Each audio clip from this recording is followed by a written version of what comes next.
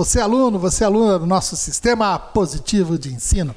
Eu sou o professor Fábio e vou resolver com vocês algumas questões do seu simulado Enem, segunda série, tá bom?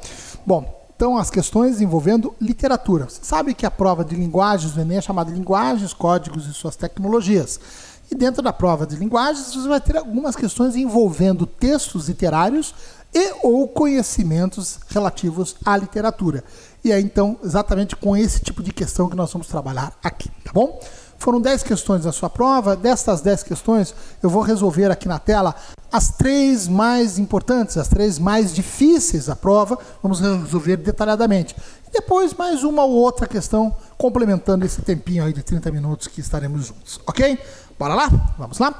Então começo com esta primeira questão que traz um fragmento de uma obra importantíssima na nossa literatura chamada Os Sertões, de Euclides da Cunha. Um livro que ficou no meio do caminho entre a literatura, a sociologia, entre também a antropologia. Então uma das primeiras vezes em que um brasileiro resolve explicar o seu povo, explicar também agora a sua gente, explicar aí uma série de elementos relacionados aí ao Brasil, em especial o sertanejo, tá bom? Então vê assim, ó. Aparece assim o fragmento. A demonstração é positiva. Há um notável traço de originalidade na gênese da população sertaneja. Não diremos do norte, mas do Brasil subtropical. Entendendo-se que na época a região norte já abarcava o nordeste também. Norte e nordeste, mais lá para cima. Bom, esbocemo-lo. E para não nos delongarmos demais, afastemo-nos pouco do teatro em que se desenrolou o drama histórico da Guerra de Canudos, percorrendo rapidamente o Rio de São Francisco, o grande caminho da civilização brasileira, conforme o dizer feliz de um historiador. Você sabe que a Guerra de Canudos ocorreu no sertão norte, lá da Bahia, né? Às margens do rio Vaza Barris, quando Antônio Conselheiro ali acompanhou, acabou juntando um manto de sertanejos que ali poderiam ter uma vida um pouquinho menos dura do que em outros lugares por lá. O governo brasileiro achava que aquilo era uma demonstração de afronta também a toda a nossa república, até então, gente, incipiente. Estávamos na época do primeiro presidente civil, Prudente de Moraes, lá em 1896 para 97, né? E o governo resolveu debelar. Foram 4 expedições, né? As 3 primeiras foi um fracasso total. E a quarta foi aquele massacre, em que praticamente todos os homens foram dizimados, né? Muitas crianças também, e as mulheres, muitas vezes feitas de empregadas, conduzidas ao eixo Rio-São Paulo no Brasil. Então, uma vergonha nacional, enfim, retratada pela obra do Euclides da Cunha. Bom, olha só agora aqui a questão nos pede. A narração do capítulo chamado A Gênese do Jagunço apresenta um importante personagem da oficial história do Brasil, o sertanejo. E a referência de brasileiro que surgiu como uma fonte na obra, né? Antes de resolvermos até a questão, vale a pena nós falarmos um pouquinho sobre um período na nossa literatura chamado de pré-modernismo. Não foi uma escola literária, foi um período de transição na nossa literatura. E esse período vai de quando a quando? De 1902 até 1922. O porquê dessas datas? 1902, publicação de 2 obras importantes e diferentes, Canaã do Graça Aranha e, sobretudo, Os Sertões, de Euclides da Cunha. E em 1922, que nós vamos observar a realização da Semana de Arte Moderna, quando tudo muda nas nossas artes do Brasil. Então foi um período de transição porque nós vamos notar uma enorme mistura de tendências ocorrida no Brasil. O Brasil aqui nesse momento viveu um verdadeiro caldeirão cultural. Então, em matéria de prosa, o que estava acontecendo? O realismo, ainda a gente em destaque, Machado de Assis estava vivo e produzindo, né? Ezoe Jacó, em 1904, Memorial de Aires, em 1908. O que mais? O naturalismo, que era aquele realismo, uma ótica cientificíssima, também estava em vigor ainda no Brasil. Em matéria de poesia, os parnasianos, aí agora, mandando ver, né? Os parnasianos eram os heróis, as celebridades, sobretudo um Olavo Bilac. O simbolismo também tinha um destaque no Brasil. O simbolismo aconteceu algo curioso, surgiu no final dos anos 90, aí não foi muito bem recebido, mas no início agora do século XX conseguiu grandes adeptos, um grupo, grandes não, mas na verdade um grupo pequeno, porém fervoroso, fiel, alastrado pelo Brasil, sobretudo na região sul, aí também no Paraná, que foi um berço do simbolismo, Santa Catarina também, né? E também vamos ter na poesia uma exceção, que foi Augusto dos Anjos. Publicou seu único livro em 1912, chamado Eu. 2 anos depois ele morre, né? O livro não fez tanto sucesso na época, mas alguns anos depois, o irmão e um amigo lançam lá o livro chamado Eu e Outras Poesias, alguns outros poemas aí que foram achados do Augusto dos Anjos, e uma das obras poéticas de maior sucesso na literatura brasileira. Augusto dos Anjos era o cara que fazia a poesia mais diferente de tudo na sua época, que não se enquadrava em absolutamente nada das tendências que vigoravam até então. Agora, então, observe que essas manifestações artísticas, no início do século XX, com exceção de Augusto dos Anjos, se enquadravam muito assim numa espécie de uma tradição literária. Já estavam consagradas, muitos textos eram até lidos em sala de aula, parnasianos, simbolistas, até realistas. Isso era o modelo de uma boa, entre aspas, literatura. Então eram vozes mais da tradição. Mas, ao mesmo tempo, olha o que acontece. A partir exatamente, sobretudo em 1910, começa a desembarcar no Brasil as chamadas vanguardas artísticas europeias, que eram concepções artísticas completamente radicais, revolucionárias, que propunham uma renovação a toda a prova. E esse discurso de renovação será mais forte depois, lá com a realização da Semana de Arte Moderna. Portanto, meus caros, resumo do que eu estou dizendo. O que foi esse pré-modernismo? Foi, na verdade, essa força resultante de elementos tão antagônicos entre si. Tá bom? Portanto, o termo pré-modernismo vai valer para alguns autores que farão a sua estreia literária nesse momento. Autores com muitas diferenças estéticas entre si, mas demonstrando algumas semelhanças temáticas. Autores que vão trazer uma visão crítica da realidade brasileira. Vão mostrar um retrato de um Brasil pobre, feio, sujo, doente, atrasado, miserável. E também uma literatura que vai mostrar os tipos humanos marginalizados, os personagens com a cara, a cor, o jeito do Brasil. Um Graça Aranha mostra a vida do pequeno imigrante que vem para cá e acaba sendo explorado e sofre bastante.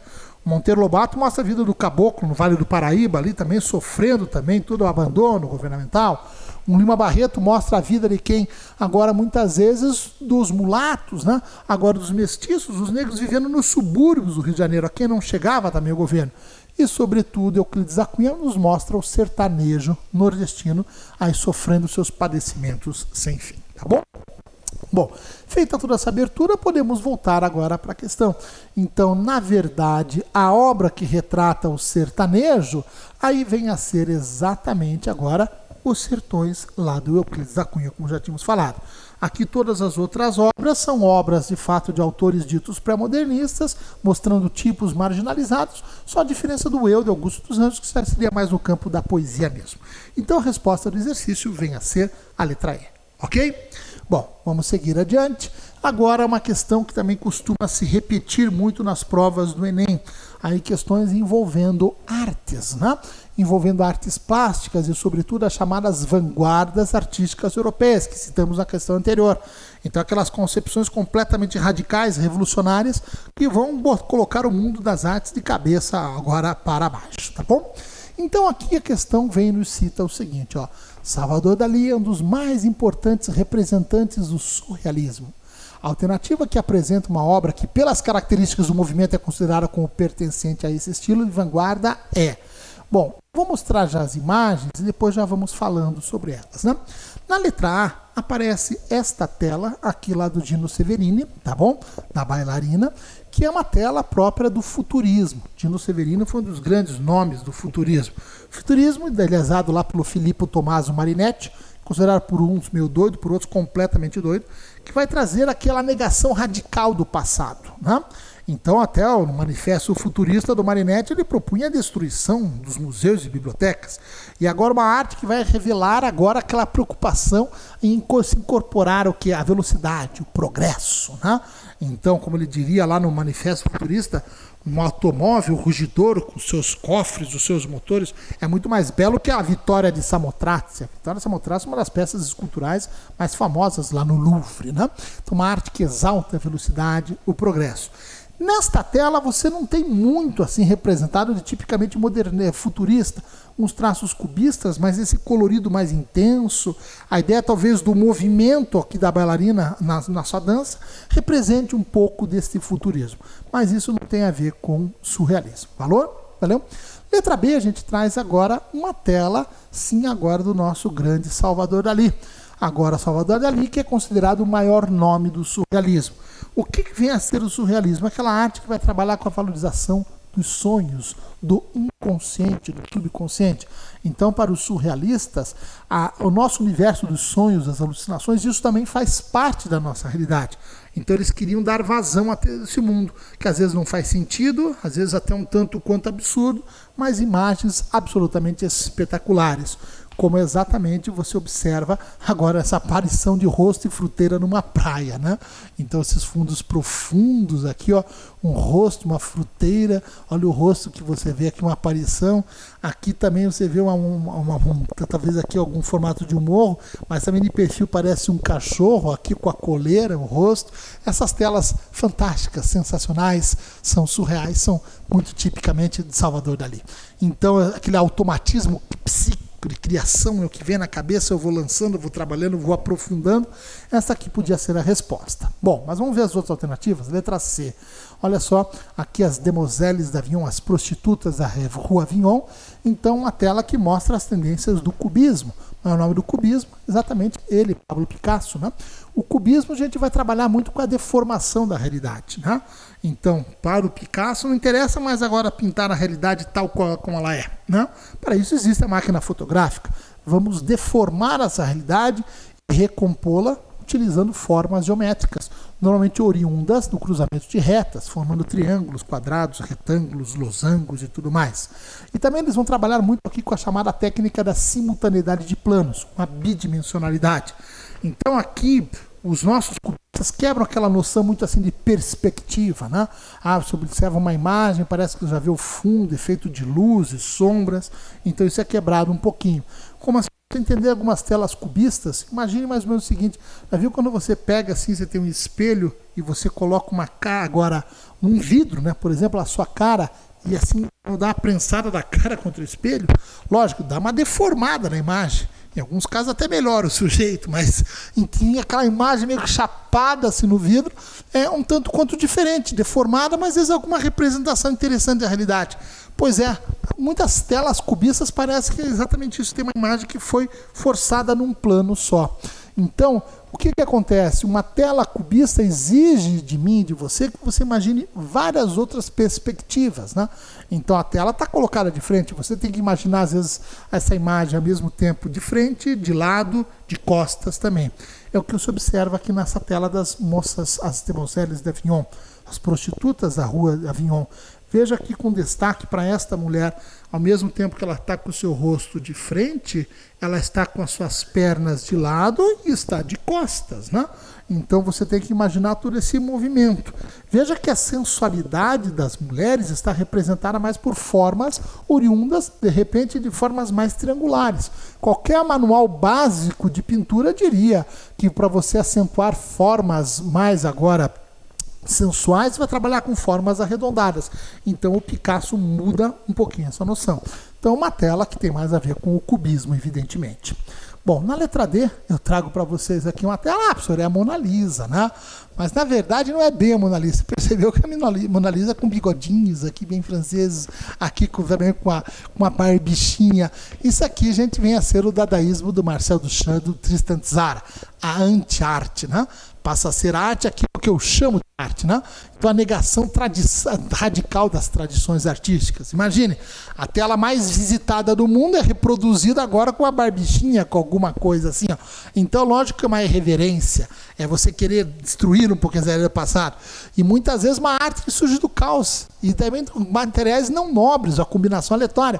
Marcel Duchamp chegou a levar para uma exposição em Nova York em 1919 uma fonte, que ele chamou de fonte, que era o quê? Um urinol, um mijador também, né?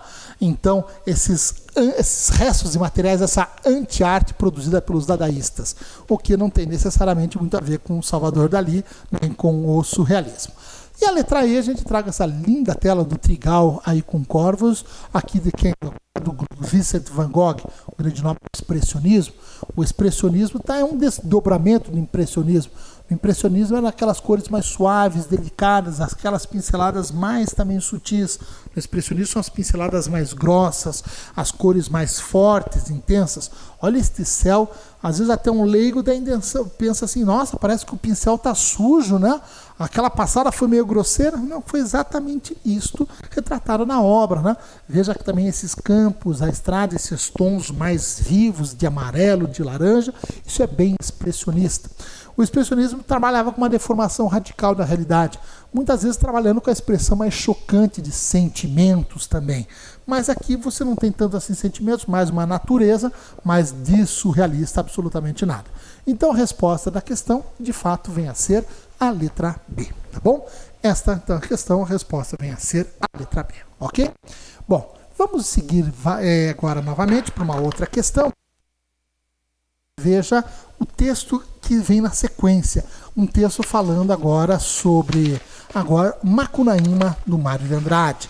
Então, um texto fundamental do modernismo brasileiro em sua primeira geração, tá bom? Vamos fazer a leitura deste fragmento. Um texto absolutamente maluco, doido. Assim, o grande nome da primeira geração modernista foi o Mário de Andrade. Então, o texto abre bem assim, ó. No fundo do Mato Virgem nasceu Macunaíma, herói de nossa gente. Era preto retinto e filho do medo da noite. Houve um momento em que o silêncio foi tão grande, escutando o murmurejo do Uraricoera, que a Índia Tapanhumas pariu uma criança feia. Essa criança que chamaram de Macunaíma. Bom, vocês vejam que Macunaíma nasce filho de índio, mas nasce preto retinto.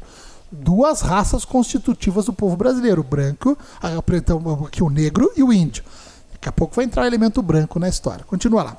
Já na meninice fez coisas do Sarapantar. De primeiro passou mais de 6 anos não falando. Se, com I, né? O incitava a falar e exclamava, ai que preguiça! E não dizia mais nada, não. Terrível, aprontando das coisas, né? Bom, o que vai acontecer, gente? Ele tinha 2 irmãos, o Manap mais velhinho, o Jiguê mais novo, né? E eles resolvem sair pelo mundo de aventuras também, né? E nessas andanças aí, né? O Macunaíma conhece a Cia, mãe do mato, chefe da tribo das Icamiabas, né? As Amazonas brasileiras. Eles vão ter aí um caso, só que a Cia resolve virar constelação de estrela e lhe deixa o amuleto da tribo, uma espécie de Muiractã, que vai ser roubada pelo gigante agora Aipeaimã, que se manda para São Paulo, se transforma lá no Bandeirante, vê se lá o Pietro. Macunaíma resolve ir em busca dessa Muiractã. No caminho morre, ressuscita, acontece um monte de coisa. E ó, na continuidade do texto diz assim, ó. E Macunaíma se lembrou de tomar banho, porém no rio era impossível por causa das piranhas. Então Macunaíma enxergou numa lapa, uma gruta, né? Bem no meio do rio, uma cova cheia d'água. Então havia ali uma cova ali no rio, uma grutinha, ele viu uma cova de água, né? E a cova era que nem a marca de um pé gigante. Abicaram, chegaram lá. O herói, depois de muitos gritos por causa da água, entrou na cova e se lavou inteirinho. Mas a água era encantada, porque aquele buraco na lapa era a marca do pezão do Sumé, um gigante, né? Do tempo em que andava pregando o evangelho de Jesus para a indiada brasileira. Quando o herói saiu do banho, estava branco, loiro de olhos azuizinhos. A água lavara o pretume dele. E ninguém não seria capaz mais de indicar nele um filho da tribo retinta dos Tapanhumas, né? Então veja que Macunaíma virou agora loiro de olho azul. Então essa mistura de raças que você vê, tudo então é bem tipicamente de Mário de Andrade. Bom, vamos observar agora o que é questão aqui de nós. Ó, escrita em 1928, na verdade ela foi publicada. O Mário de Andrade levou 2 anos para publicar essa obra. Mário de Andrade tornou-se aí um ícone que representa a construção da identidade nacional da primeira geração do modernismo brasileiro. Então aquela ideia, vamos retratar as coisas do Brasil, mas não vamos nos fechar também a tudo aquilo que acontece lá fora, né? To be or not to be, that's the question, né? Vamos resgatar os elementos tipicamente nacionais, mas também sempre que possível vamos nos apropriar do que vier de fora. Bom, pela descrição feita, o brasileiro do início do século XX representava, letra A, índio apagado pela história? Não. Veja que o Macunaíma vem de uma tribo, mas não é totalmente indígena. B, o negro, a exemplo de escravizado? Não. Veja que o Macunaíma era livre, mas não era também necessariamente negro. C, o branco representado pelo europeu? Também não era só isso, foi só a partir lá depois que ele tomou banho. A mistura de crenças e etnias, aqui de etnias, aí nós vamos observar, agora o branco, negro e índio, crenças, né? Agora fala do missionário, do gigante Sumer que foi missionário, já fala de um feitiço também. Você já vê essa religiosidade híbrida. Gostei bastante da letra D. Letra E, o cafuso, indicado pelo negro e pelo índio, não. Aqui faltou o elemento branco. Então, de fato, a letra D é a mais completa. Resposta do exercício, portanto, letra D. Ok? Então, estas foram as 3 questões mais, assim, densas, mais difíceis da sua prova, tá bom? Acho que temos mais uns 10 minutinhos, dá pra gente fazer outras questões também, tá bom? Então, na sequência, eu quero que agora você veja comigo a seguinte questão. Olha só, a questão que traz um texto chamado Momento num Café. Lindo texto aí do nosso Manuel Bandeira. Manuel Bandeira, um poeta também que se destaca na primeira geração modernista, embora ele fosse um pouquinho mais velho que os outros, um poeta que soube fazer um casamento de tradição e modernidade. Em alguns versos, tendências mais tradicionais. Começou fazendo poesia simbolista. Depois você abre ao modernismo, depois chega a lançar quase que um discurso totalmente modernista, quando lá num livro ele fala assim, ó, estou farto do lirismo bem comedido, do lirismo bem comportado, do lirismo funcionário público, com protocolo, expediente, manifestações a preço ao senhor diretor, abaixo os puristas, né? Então ele queria aquele lirismo mais livre, né? Só que depois ele volta a mesclar tradição com modernidade, volta a fazer textos mais tradicionais também. Um poeta perfeito, que conseguia ser simples e profundo. E olha esse poema dele, chamado Momento num Café. Veja num tom mais agora, bem mais assim, modernista, num sotaque mais modernista. Um simples momento. Valorizava as coisas do cotidiano. Olha que texto maravilhoso. Quando o enterro passou, os homens que se achavam no café tiraram o chapéu maquinalmente.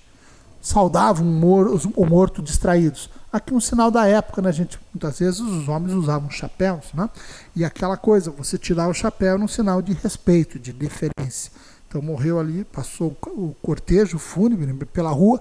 Aliás, isso é muito comum em cidades menores ainda, né? Quando há um enterro, ali está sendo velório no lugar, o cemitério é próximo, as pessoas vão andando pela rua levando o caixão. Então ele só tirou no chapéu. Saudavam o morto distraídos. Estavam todos voltados para a vida, absortos na vida, confiantes na vida. Estavam assim livrados, pensando na vida. Ah, morreu, deixa para lá. No entanto, se descobriu num gesto largo e demorado. Então imagine, tirou, jogou assim. Olhando o esquife, né, o caixão, longamente.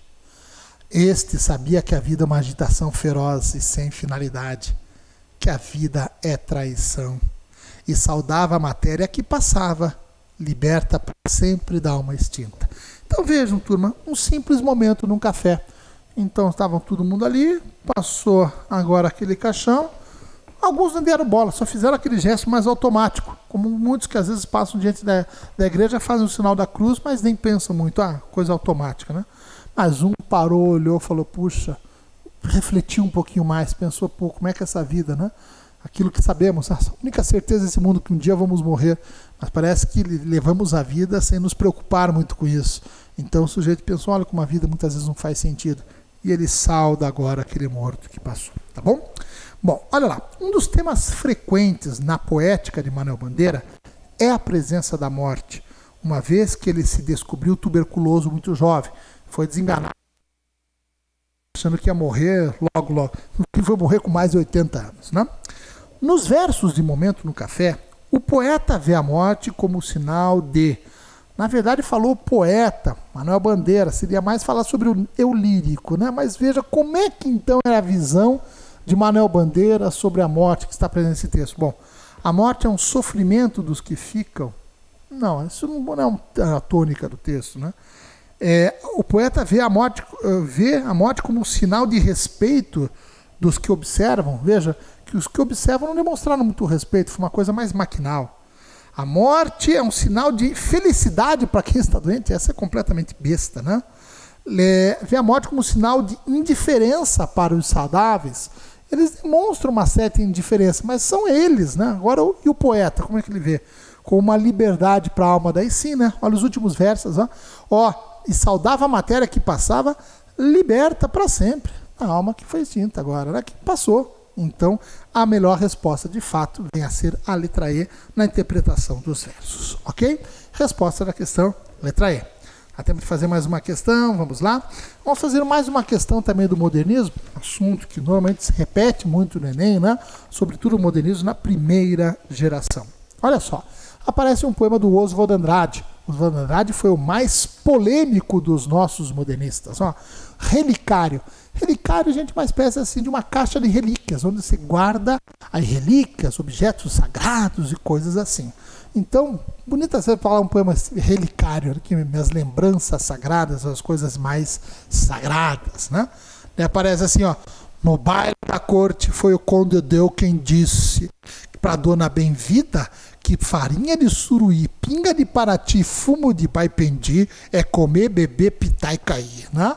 Imagine, gente, fala de relicário e traz um baile da corte, o Conde de, né, o francês que foi até marido lá da princesa Isabel, né, fala de farinha de suruí, pinga, agora fumo, comer, beber, fumar e cair, numa linguagem bem coloquial. No final você vê toda essa irreverência própria do modernismo, ainda bem própria do Oswald Andrade, tá bom? Então, olha só. O poema Relicário é de autoria de Oswald Andrade, o poeta mais irreverente da primeira fase modernista. O maior traço de irreverência do poeta nesse poema está no fato de que Oswald, letra A, apresentou o poema em única estrofe. Não, se fazer em 10 estrofes, uma estrofe, isso não é sinal de irreverência. Besteira, letra A. B, usou palavras bastante diversas, registrando tanto termos nobres quanto populares. Não, ele usou mais termos mais populares no texto. Falso. Bom, letra C. Rebaixou a hierarquia do conde ao apresentá-lo com marcas linguísticas da oralidade. Pode ser, ó. Então, olha só.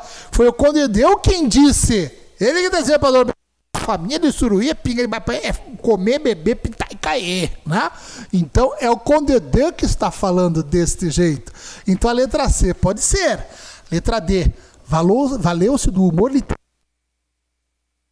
da história do Brasil, seus personagens? Não.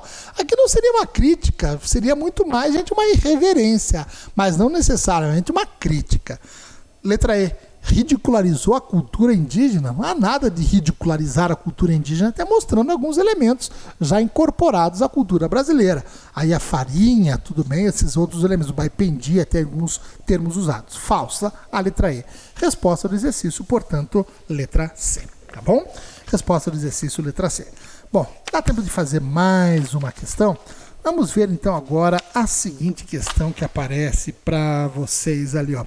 Vamos fazer agora uma questão que vem a ser com um poema do nosso Mário Quintana. Mário Quintana, agora escritor, poeta da segunda fase do modernismo. Modernismo agora quando já está mais equilibrado, menos ousado, menos radical. Mário Quintana, que começou fazendo sonetos, poemas mais clássicos, formato mais clássico, depois vai buscar algumas formas mais epigramáticas, mais curtinhas também.